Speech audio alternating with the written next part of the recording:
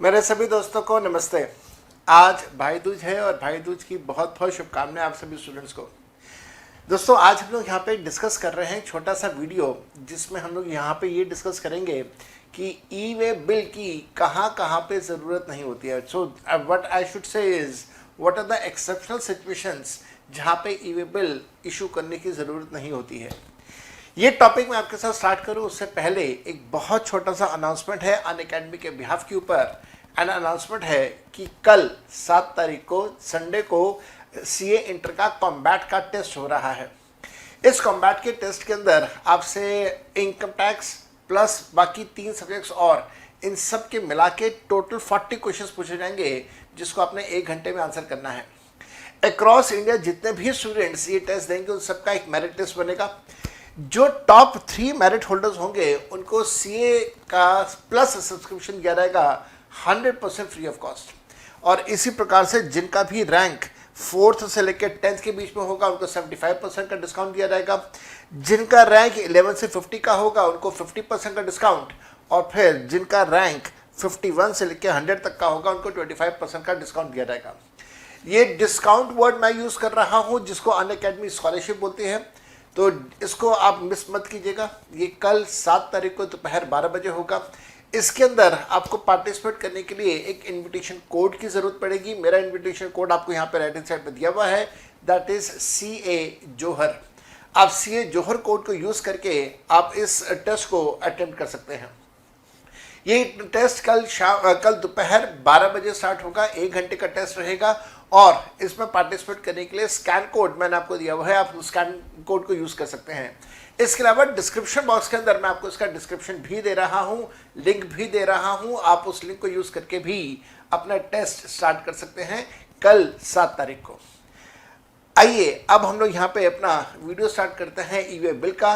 कौन कौन सी सिचुएशंस है जहाँ पे ई वे बिल की ज़रूरत नहीं होती है। मैंने आपको साथ में कुछ ऐसे बहुत सारे केसेस बताए जहां पे ई वे बिल जनरेट करने की जरूरत नहीं होगी। कौन कौन से केसेस हैं सारे याद करने की जरूरत नहीं है आपको, कुछ याद कर लेना।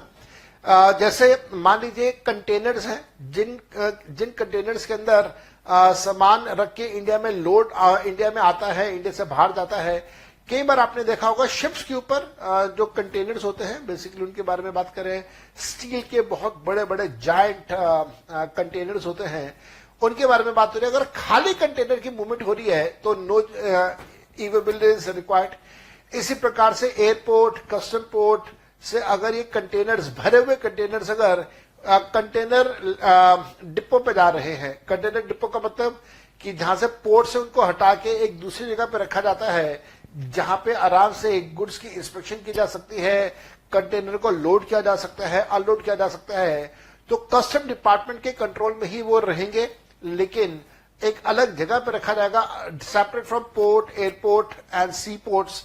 तो ऐसी जगह को बोलते हैं इनलैंड कंटेनर डिपो। तो वहां पे अगर कंटेनर्स भेज रहे हैं, still no E way bill is required. इसी प्रकार से अगर गुड्स भेजने वाला कंसाइनर सेंट्रल गवर्नमेंट है, स्टेट गवर्नमेंट है, लोकल अथॉरिटी है, और वो गुड्स की कंसाइनमेंट हो रही है by rail, again no E way bill is required.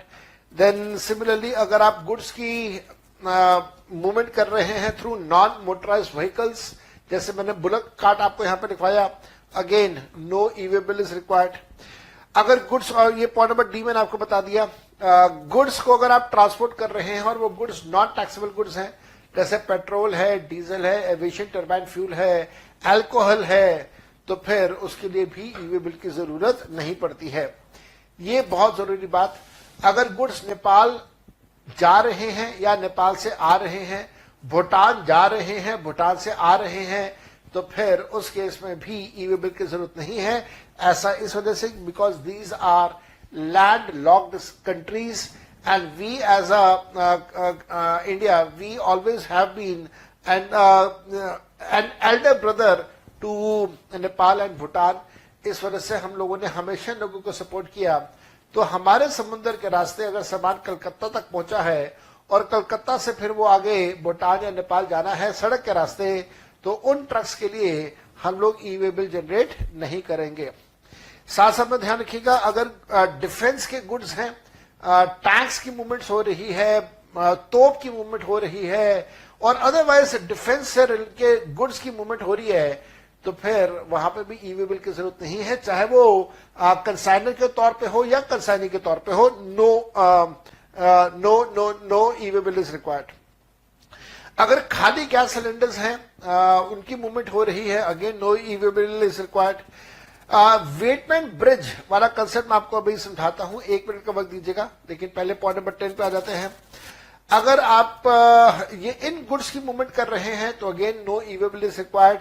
LPG gas domestic use के लिए, साथ साथ में केरोसिन की मूवमेंट अगर है for the public distribution system, PDS, ration की दुकान, पोस्टल बैग्स हैं, करेंसी है, करेंसी वैन्स आपने देखी होंगी जो बैंक्स में करेंसी पहुंचाने का काम करते हैं। अगर आपका कोई यूज पर्सनल सामान है, आप शिफ्ट कर रहे हैं, यहां से दूसरे का शिफ्ट कर रहे हैं और अपना पर्सनल सामान की अगर आप मूवमेंट कर रहे हैं, no E way bill is required. Jewellery, pearls, precious and precious, semi precious stones की अगर मूवमेंट्स हो रही हैं तो again no E way bill is required. Now the concept is वेटमैन bridge. What is वेटमैन bridge और ये वेटमैन चार्जेस क्या होते हैं? सुनिएगा मेरी बात ध्यान से। मैं नॉर्थ इंडिया की बात कर रहा हूं, मैं पूरे हिंदुस्तान की बात तो नहीं कर पाऊंगा यहां पे, लेकिन मैं नॉर्थ इंडिया की बात कर रहा हूं। नॉर्थ इंडिया में आपने बहुत सारी केसेस में देखा होगा, हाईवेज के ऊपर जाते हुए बड़ा बड़ा लिखा होता है धर्म कांटा, धर्म कांटा। अब ये धर्म कांटा क्या होता है? धर्म कांटा कुछ ऐसा रहता है, उसका ये कंसेप्ट रहता है कुछ कि साहब मान लीजिए एक ओपन प्लॉट ऑफ लैंड है, मैं ऐसे आपको डायग्राम बना के दिखाता हूं। एक ओपन प्लॉट ऑफ लैंड है और इस ओपन प्लॉट ऑफ लैंड के ऊपर एक बिल्डिंग बनी होगी और यहां पे उस बिल्डिंग में सामने की तरफ जमीन के अंदर एक पूरा का पूरा लोहे की शीट लगी होगी। जमीन के अंदर इस प्रकार से एक लोहे की शीट होगी और जमीन के ऊपर ही है, और इस शीट के लोहे की शीट के नीचे एक तराजू होगा जिसे वेइंग मशीन कहते हैं, वेइंग मशीन। अब ये जो तराजू है, ये जो वेइंग मशीन है, इस पे किस चीज का वजन होता है? अक्सर हम लोगों को ये देखना है कि जो ट्रक है, उस ट्रक के अंदर जो गुड्स लोडेड है, उन ट्रक के गुड्स का वजन कितना है। तो उसको कैलकुलेट करने का सिस्टम ये होगा कि आप पहले एक खाली ट्रक लाके इसके ऊपर खड़ा कर दें। You bring an empty truck and इसके ऊपर खड़ा कर दें, वेइंग ब्रिज के ऊपर, और उसका वेट कैलकुलेट कर लें। मान लीजिए इसका वेट आया 12,500 किलो, दैट मीन्स खाली ट्रक का वजन है 12,500। उसके बाद आप इसके अंदर गुड्स लोड कर दें और गुड्स लोड करने के बाद फिर इस ट्रक को लाके यहां पे खड़ा कर दें। अब इसका वजन आया, मान लेते हैं 16,000 kilo. Now the weight increases from 12,500 to 16,000 kilo. तो आप दोनों का जो डिफरेंस कैलकुलेट करेंगे, कितना आएगा डिस्टेंस, कितना आएगा डिफरेंस? 3,500। तो वो जो 3,500 किलो है, ये 3,500 किलो किसका वेट है? अब ये 3,500 के जो वेट है वो किसका है? वो है गुड्स का wait.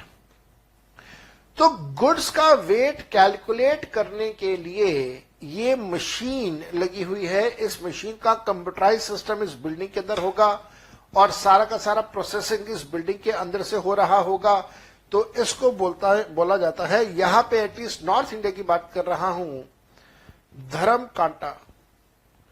I'm not sure what it is known as in the different part of the country, but then in North India, Delhi, Haryana, Punjab, थोड़ा और आगे चले जाएं, हिमाचल, उत्तराखंड, जेके, चंडीगढ़, इन सब जगह पे से धर्म कांटा कहा जाता है। कांटा इज बेसिकली जहां पे आप कुछ वेट कर रहे हैं ना। तो कंसेप्ट इज लाइक दिस कि साहब मान लीजिए अगर ट्रांसपोर्टर जो गुड्स को लेके जा रहा है, गुड्स को तोलने के लिए, मेजर करने के लिए, अगर उसका डिस्टेंस 20 किलोमीटर तक का है, कहां से?